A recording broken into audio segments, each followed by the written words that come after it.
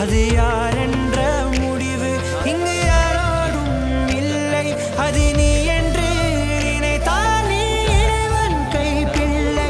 புகழ் வந்தாலும் அது கூட கடந்தான் என்றே அவன் வீரத்தை தந்தானே. இப்படி செஞ்சிருக்கீங்களே அப்படின்னு தெலுங்கானா முதலமைச்சருடைய செயலுக்கு தன்னுடைய இதயம் கனிந்த நன்றியை தெரிவிச்சிருக்காரு எம்பி விஜய் வசந்த் அவர்கள்.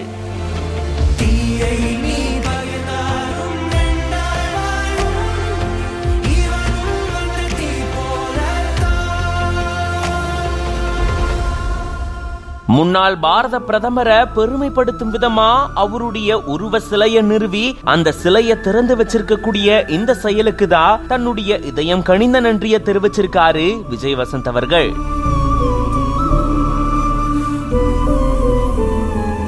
தெலுங்கானா மாநிலத்துல புதுசா திறக்கப்பட்ட தலைமை செயலகத்துல கட்டப்பட்டிருக்கக்கூடிய அம்பேத்கர் சிலைக்கு எதிரிலேயே முன்னாள் பாரத பிரதமரான ராஜீவ் காந்தி அவர்களுடைய உருவ சிலை நிறுவப்பட்டு அந்த சிலையானது திறக்கப்பட்டிருக்கு. இந்த சிலைய தெலுங்கானா முதலமைச்சர் ரேவந்த் ரெட்டி அவர்கள் திறந்து வச்சிருந்திருக்காரு. இதுக்காக சிறப்பு விழாவும் ஏற்பாடு செய்யப்பட்டிருக்கு. காங்கிரஸ் கட்சியை சேர்ந்த பல்வேறு நிர்வாகிகள் கலந்துகிட்டாங்க. அதுல காங்கிரஸ் கட்சியினுடைய தலைவர் மல்லிகார்ஜுனா கார்கே அவர்களும் பங்கெடுத்துக்கிட்டாரு. இந்த நிகழ்வை ஒட்டிதான் இந்த மாதிரியான ஒரு பதிவை விஜய் வசந்த் அவர்கள் வெளியிட்டிருந்திருக்காரு.